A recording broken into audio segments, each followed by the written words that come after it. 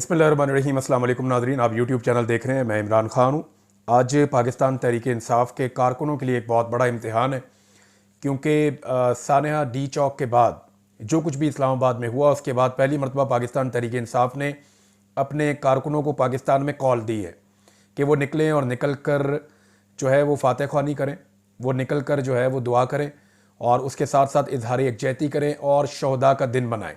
इमरान खान साहब की ये कॉल है और जो सबसे बड़ा और मेन प्रोग्राम है वो पेशावर में होने जा रहा है। और पेशावर के प्रोग्राम के अंदर पाकिस्तान तहरीक इंसाफ की अहम क़यादत सारी की सारी शरीक हो जाएगी और उसके लिए तैयारियां कर ली गई हैं। अब देखना यह है कि हुकूमत ने या निज़ाम ने जो कोशिश की थी पाकिस्तान तहरीक इंसाफ के कारकुनों को मायूस करने की, वो उसमें कामयाब हुए या नहीं हुए। आज फैसला हो जाएगा कि क्या गोलियां चलाकर लोगों को तोड़ा जा सकता है, क्या फस्तायत से लोगों को डराया या धमकाया जा सकता है, या नौजवानों को मायूस किया जा सकता है, या फिर पाकिस्तानी आज भी अपने लीडर इमरान खान और उसके नज़रिए के साथ खड़े हैं। मैं पाकिस्तानी इसलिए कह रहा हूं कि अगर आज भी आप एक फ्री एंड फेयर इलेक्शन इस वक्त पाकिस्तान में करवाएं, मुझे नहीं पता कल क्या होगा। मैं नहीं जानता, हो सकता है साल 2 साल 5 साल 10 साल के बाद इमरान खान साहब की ये वाली मकबूलियत ना हो जो आज है, और यह भी मुमकिन है कि आने वाले वक्त में उनकी मकबूलियत इससे भी ज़्यादा बढ़ जाए जो आज है। तो कुछ आप कह तो नहीं सकते फ्यूचर के बारे में, लेकिन अगर मैं आज की बात करूं तो आज अगर इमरान खान साहब के लिए इलेक्शन करवाए जाएं फ्री एंड फेयर इस मुल्क में, तो पाकिस्तानियों की अक्सरियत इमरान खान के साथ खड़ी हो जाएगी।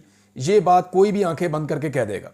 जितने भी तजिया निगार हैं, जो लोग इमरान खान से शदीद नफरत करते हैं, वो भी ये कहते हैं और मानते हैं कि इमरान खान साहब की मकबूलियत का मुकाबला इस वक्त नहीं किया जा सकता। तो तहरीक इंसाफ के कारकुनों के लिए एक बड़ा टेस्ट है। दूसरी जानिब जो हुकूमत को रिपोर्टें गई हैं, वफाकी हुकूमत को और सिस्टम के अंदर जितने भी इदारे काम करते हैं, वहाँ जो रिपोर्टें गई हैं वो यही कह रही हैं कि पब्लिक के अंदर एक रद्द-ए-अमल है, लोगों के अंदर एक गुस्सा भी है, और लोगों को ये वाकया जो भी डी चौक में हुआ इमरान खान से अलग नहीं कर सका, बल्कि ज़्यादा ज़ोरदार तरीके से जोड़ा है। अब डिपेंड करता है कि लोग बाहर निकल के अपने जज्बात का इजहार करते हैं, और रिपोर्टें तो यही है कि लोग बाहर निकलेंगे। और दूसरी बात यह है कि वोटों में तो लोगों ने हमेशा इमरान खान का साथ दिया है। जब से इमरान खान साहब का रजीम चेंज किया गया, उनकी हुकूमत को गिराया गया, जनरल बाजवा के खिलाफ बहुत गवाहियां आ गई हैं कि एक्चुअली इसको पाकिस्तान के अंदर जो पूरा डिज़ाइन चलाया था वो जनरल बाजवा ने चलाया था। जनरल बाजवा ने अमेरिकन को गाइड किया कि इमरान खान आपके खिलाफ है, पाकिस्तान में सियासी जमातों को गाइड किया कि इमरान खान आपके खिलाफ है, और वो कुछ ऐसा करने जा रहा है जिसके बाद वो आपके कभी काबू नहीं आएगा। तो आप मौके से फ़ायदा उठाएं और मिलकर इसकी हुकूमत गिरा दें। अब ये सारे सियासतदान बता रहे हैं, मैं नहीं बता रहा। इमरान खान साहब बहुत क्लियरली अब इस बात को कह भी चुके हैं। तो जनरल बाजवा ने सारा प्लॉट तैयार किया और उसके बाद जो भी हुआ वो आपके सामने है। उनके ऊपर बड़े सीरियस एलिगेशंस हैं जनरल बाजवा के खिलाफ, और ना सिर्फ एलिगेशंस हैं बल्कि उनके खिलाफ गवाहियां मौजूद हैं, जो लोग बबांगे दोहल आकर गवाहियां दे रहे हैं। असद उमर साहब ने जनरल फैज़ के हवाले से एक बात की है, और मेरी उस बात की तस्दीक भी होगी जो मैंने आपको पहले कही थी कि इमरान खान साहब का जनरल फैज़ के साथ राब्ता ज़रूर था जब इमरान खान साहब हुकूमत में थे। हुकूमत से जाने के बाद उनका राब्ता बतदरीज कम हो गया था, और 2022 के मिड में इमरान खान साहब ने जनरल फैज़ हमीद को ब्लॉक भी किया था, और उसके बाद उनका कोई ऐसा राब्ता था भी नहीं। असद उमर साहब ने भी इसकी कंफर्मेशन की है। ये इमरान खान साहब के बहुत करीबी लोगों में से थे। लेकिन थोड़े दिन पहले असद उमर साहब ने एक गिरती हुई मईशत की भी तारीफ कर दी। यानी असद उमर साहब इस वक्त भी जिस पोजीशन पे हैं या जिस जगह पे हैं या जिन हालात से वो गुजर रहे हैं, उन्हें कुछ ना कुछ मार्जिन रखना पड़ता है एस्टेब्लिशमेंट के लिए, हुकूमत के लिए। उनके केसेस हैं, वरना उन्हें उठाकर अंदर कर दिया जाएगा।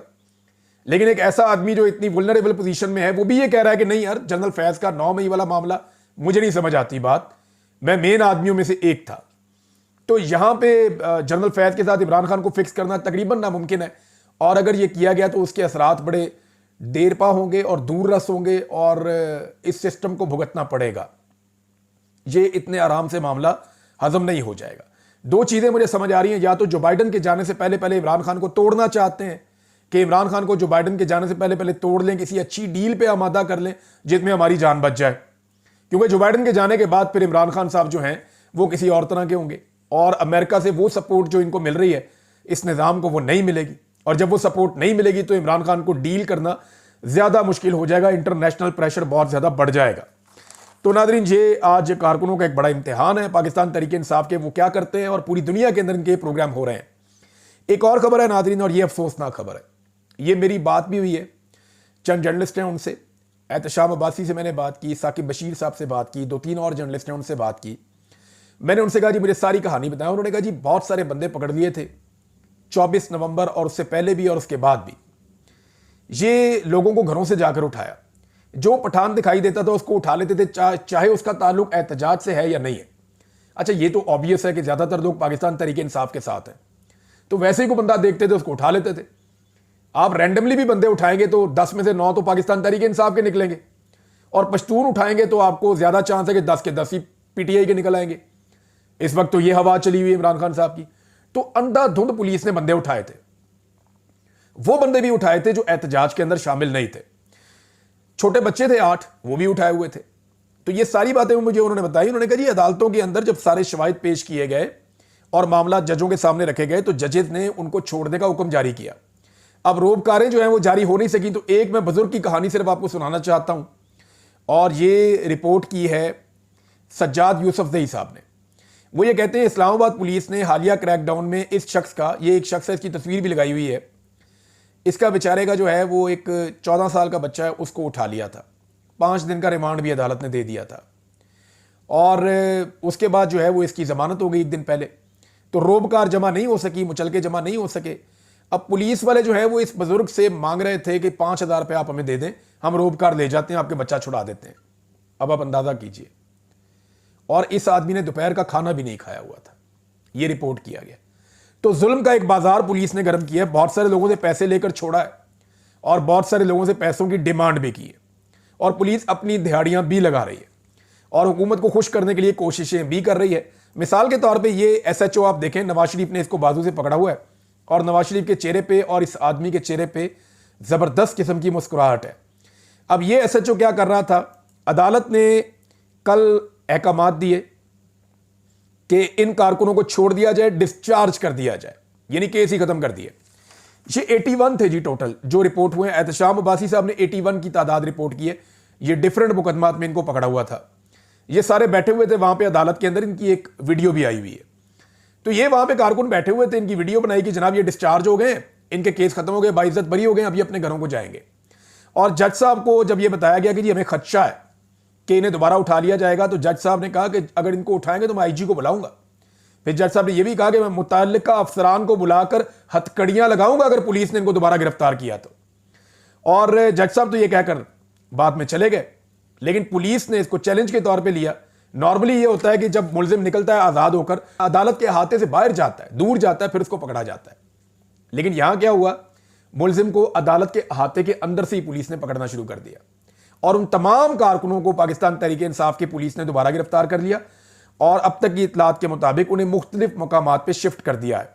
अब आ जाए इस बंदे की तरफ। ये जो आपको नजर आ रहा है नवाज शरीफ साहब के साथ खड़ा हुआ एसएचओ, ये शाकिर अवान साहब के ट्वीट में आपको नजर आ रहा होगा कि जहां से मीडिया पीछे चला जाए, अब ये एसएचओ वहां पे ये कह रहा था यहां से मीडिया पीछे चला जाए वरना गिरफ्तार करवा दूंगा, जो मीडिया वाला बात नहीं मानता उसको फौरी गिरफ्तार करके एहतजाज के केस में डाल दो। अब इतना जुमला बोलने के ऊपर ना नौकरी जानी चाहिए, और नौकरी चली जानी चाहिए कि आप झूठा केस डालने की बात कैसे कर सकते हैं। आप एक एसएचओ हैं, आपने कानून को फॉलो करना है। यह नहीं हो सकता कि आप मीडिया को कहें कवरेज मत करो, और अगर तुम कवरेज करोगे तो उठा के तुम्हारे पे झूठा केस डाल दूंगा एहतजाज वाला। तो ये पुलिस की बदमाशी है, और पुलिस ने अपनी बदमाशी में हर लेवल क्रॉस कर लिया है।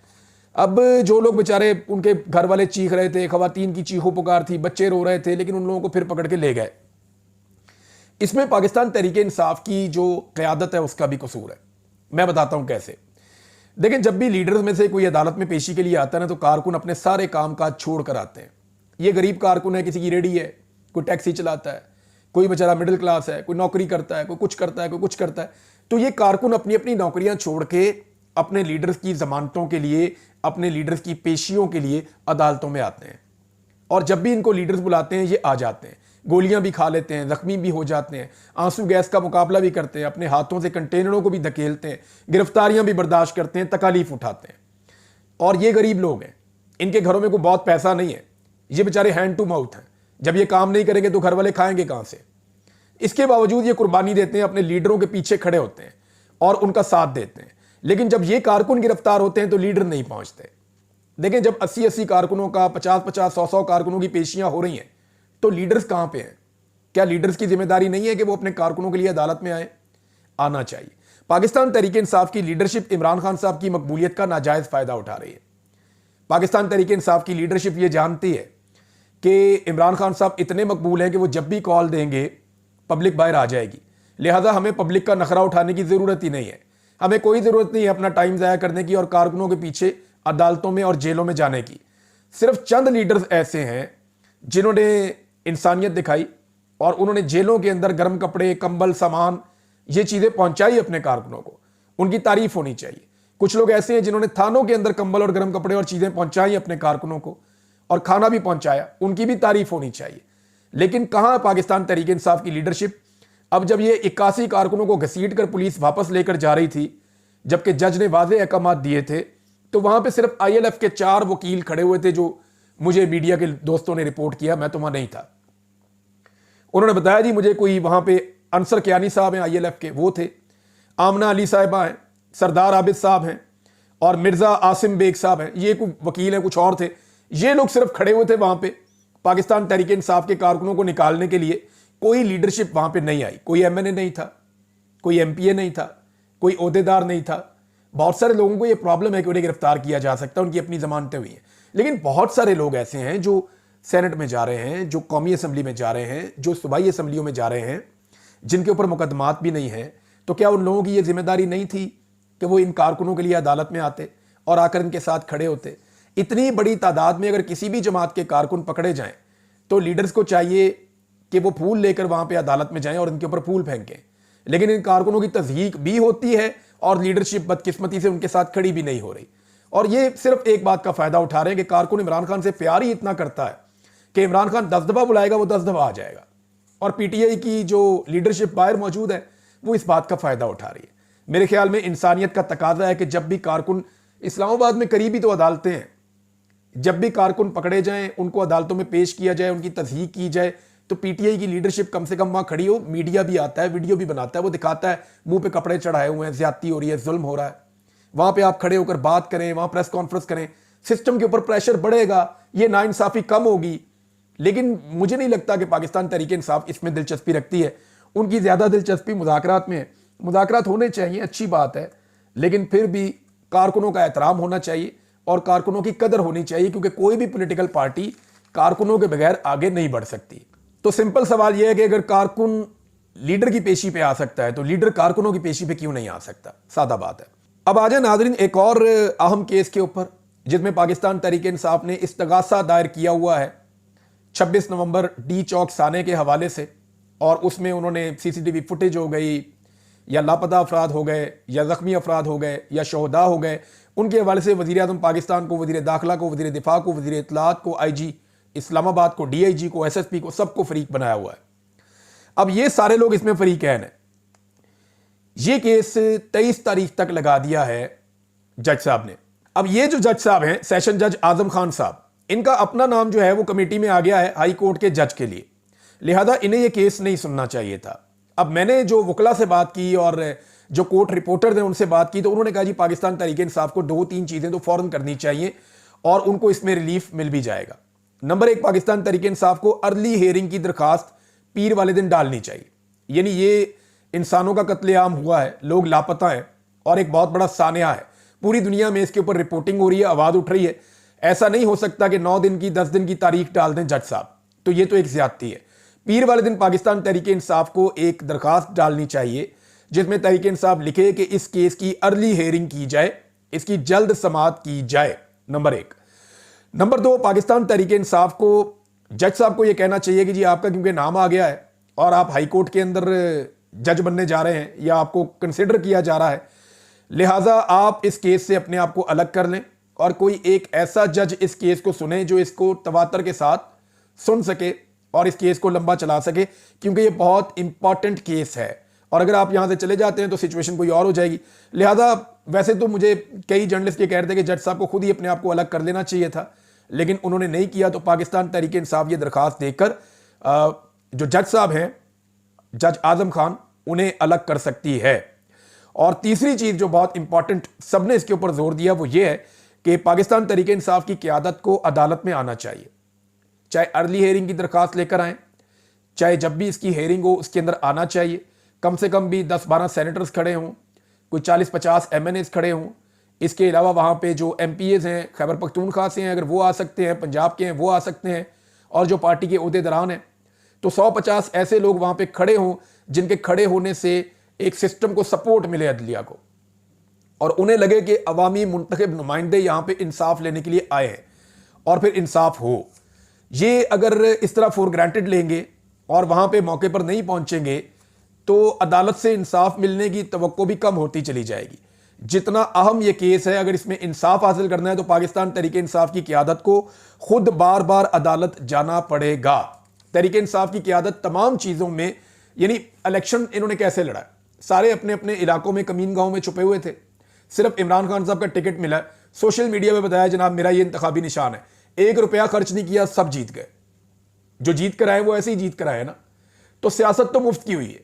शाम को जाओ कोई ना कोई टॉक शो कर लें, असेंबली में जाकर बैठ जाएं, और कुर्बानी देनी नहीं पड़ी पाकिस्तान तहरीक इंसाफ के लोगों को।